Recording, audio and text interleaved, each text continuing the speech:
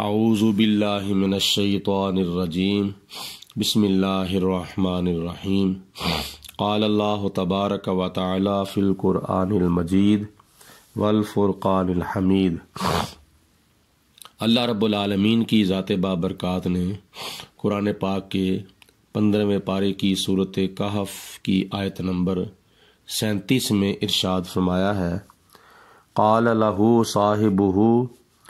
اس کو اس کے ساتھی نے کہا۔ کس کے ساتھی نے کہا؟ یعنی مسلمان نے اپنے کافر ساتھی کو کہا، وہ کافر جس کا ذکر پچھلی چند آیات بینات کے اندر کیا گیا ہے، اور پچھلی چند آیات بینات کے اندر کافر نے اپنے شرکیہ اور کفریہ نظریات کو ظاہر کرتے ہوئے اپنے مسلمان ساتھی سے ایسی باتیں کی تھیں جن باتوں کے اندر اللہ رب العالمین کی وحدانیت کا اور خدا کی الوہیت کا انکار کیا جاتا تھا، اور قیامت کا بھی انکار کیا جاتا تھا، اور اس نے اپنی باتوں کے اندر بڑا فخر اور بڑا مان اور بڑا تکبر اور بڑا غرور بھی ظاہر کیا، تو بلکہ اس نے یہاں تک کہہ دیا کہ یہ باغ میرے پاس ہمیشہ کے لیے رہیں گے، اگر بالفرض قیامت آ گئی اور مجھے میرے رب کی طرف لوٹا دیا گیا تو میرا رب مجھے اس باغ سے بہتر باغ عطا فرمائے گا۔ یہ اس نے باتیں کیں مسلمان کے ساتھ۔ تو اب ان چند آیات بینات کے اندر مسلمان نے اس کافر کے نظریات اور اس کے عقائد باطلہ کی تردید کرتے ہوئے، عقائد شرکیہ اور کفریہ کی تردید کرتے ہوئے مسلمان نے اس کافر کو چند باتیں بتائیں۔ قال لہ صاحبہ، تو اس مسلمان نے اپنے کافر ساتھی سے کہا، وَهُوَ يُحَاوِرُهُ، تو اس انداز میں باتیں کیں کہ جیسے اس نے باتیں کی تھیں، یعنی اس کا انداز بھی بحث والا تھا، اور مسلمان نے بھی اسی انداز کے اندر اس کو جواب دیا۔ اکفرت بالذی، مسلمان نے کہا کہ اے کافر، کیا تو اس پاک ذات کا انکار کرتا ہے، خلقک من تراب، جس نے تجھے مٹی سے پیدا کیا ہے، ثم من نطفۃ، پھر تجھے نطفہ سے پیدا کیا، یعنی تیری ماں اور تیرے باپ دونوں جب اکٹھے ہوئے تو تیری امید لگ گئی تیری ماں کو، تو اللہ پاک کی ذات بابرکات نے تجھے جمے ہوئے خون سے گوشت کا لوتھڑا بنایا تیری ماں کے پیٹ کے اندر، پھر جب 4 ماہ گزرے تو اللہ پاک کے حکم سے فرشتے نے روح داخل کی، ثم سواک رجلا، پھر خدا کی ذات بابرکات نے تجھے مکمل طور پر مرد بنایا۔ لیکن هو اللہ ربی، لیکن میرا اللہ جو ہے وہ میرا رب ہے، یعنی مجھے پالنے والا ہے، ولا اشرک بربی احدا، اور میں اپنے رب کے ساتھ اللہ کی مخلوق میں سے کسی چیز کو اس کا شریک نہیں ٹھہراؤں گا، کیونکہ وہ میرا رب ہے اور وہ میرا الہ ہے۔ ولولا اذ دخلت جنتک، اور ایسا کیوں نہیں ہوا کہ جب تو اپنے اس باغ کے اندر داخل ہوتا ہے تو قلت ما شاء اللہ، تو کہتا کہ ماشاء اللہ، یہ جو کچھ بھی ہے اللہ تعالیٰ کی چاہت سے ہے۔ ہونا تو یہ چاہیے تھا کہ جب تو اپنے باغوں میں آتا تو کہتا ماشاء اللہ، یعنی اللہ پاک کا شکر ادا کرتا۔ لا قوت الا باللہ، نہیں ہے کوئی مدد مگر اللہ کی طاقت کے بغیر، یعنی اللہ تعالیٰ کی طاقت کے بغیر جو ہے وہ کوئی مدد نہیں ہو سکتی۔ یہ جو مدد ہوئی ہے یہ اللہ تعالیٰ کی عطا سے ہوئی ہے، تجھے یہ باغ ملے ہیں تو اللہ کی عطا سے، اور اس کے درمیان جو نہر جاری ہوئی ہے تو وہ بھی اللہ تعالیٰ کی عطا سے۔ ان تارانی انا اقل منک مالا و ولدا، اور تو مجھے یہ خیال کرتا ہے کہ میرے پاس کوئی مال نہیں ہے، میرے پاس کوئی اولاد نہیں ہے، تو مجھے غریب اور بغیر افرادی قوت کے سمجھتا ہے۔ تو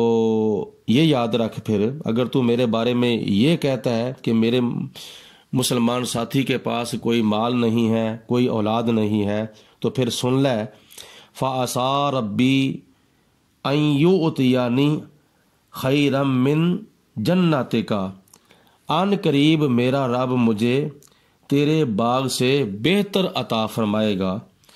وَيُرْسِلَ عَلَيْهَا حُسْبَانًا مِّنَ السَّمَاءِ، اور عن قریب اللہ پاک تیرے باغوں کو آسمان کی بجلیاں گرا کر تباہ و برباد کر دے گا، فنا کر دے گا۔ تو پھر کیا نظر آئے گا؟ فَتُصْبِحَ صَعِيدًا زَلَقًا، پھر تیرے باغوں کی جگہ پر چٹیل میدان ہی نظر آئے گا، تیرے باغوں کا نام و نشان بھی نہیں رہے گا۔ او یصبح ماؤہا غوراً، اور پھر ان قریب یہ بھی نتیجہ نکلے گا کہ تیرے دونوں باغوں کے درمیان جو پانی کی نہر چل رہی ہے، اللہ پاک اس پانی کو زمین کے اندر بھی دنسا دے گا، یعنی زمین اس پانی کو جذب کر لے گی۔ فلن تستطیع لہ طلبا، اور پھر تیرے اندر اتنی طاقت بھی نہیں ہوگی تو کیا نام ہے اپنے باغوں کو دوبارہ بحال کر سکے، یا اپنی نہر کو دوبارہ تو بحال کر سکے، تیرے اندر اتنی طاقت بھی نہیں ہے۔ وَأُحِيطَ بِثَمَرِهِ، چنانچہ ایسا ہی ہوا کہ اللہ تعالیٰ کی ذات بابرکات کی طرف سے عذاب آیا، اور پھر اس کے باغوں کو تباہ و برباد کر کے رکھ دیا گیا۔ تو جب اس کے باغ تباہ و برباد ہو گئے اور اس کی نہر کا پانی جو تھا وہ بھی سوکھ گیا، زمین نے پانی کو جذب کر لیا، فَأَصْبَحَ يُقَلِّبُ كَفَّيْهِ، پھر اس نے اپنے ہاتھ کے اوپر ہاتھ رکھ کر ہاتھوں کو ملنا شروع کر دیا، افسوس کے طور پر اور حسرت کے طور پر اس نے اپنے ہاتھوں کو ملنا شروع کر دیا، عَلَىٰ مَا أَنفَقَ فِيهَا، اس خرچے پر جو خرچہ اس نے اپنے باغوں کے اوپر کیا تھا، یعنی پیسے لگا لگا کر اپنے باغوں کو اگایا، اور پھر وہ باغ جو تھے وہ سرسبز و شاداب ہو گئے، اور باغ کی ہریالی جو تھی وہ نظر آنے لگی۔ تو یہ اس کے جو باغ جو تھے لہلہاتے ہوئے اللہ تعالیٰ کی طرف سے عذاب آنے کی وجہ سے تباہ و برباد ہو گئے، اور پانی جذب ہو گیا نہر کا، اور باغوں کی جگہ پہ چٹیل اور چکنا میدان جو تھا وہ نظر آ رہا تھا۔ وَهِيَ خَاوِيَةٌ عَلَىٰ عُرُوشِهَا، اور اس کا باغ جو تھا وہ چھپریوں کے بل گر پڑا۔ جب اس نے یہ سارا منظر تباہی و بربادی والا دیکھا،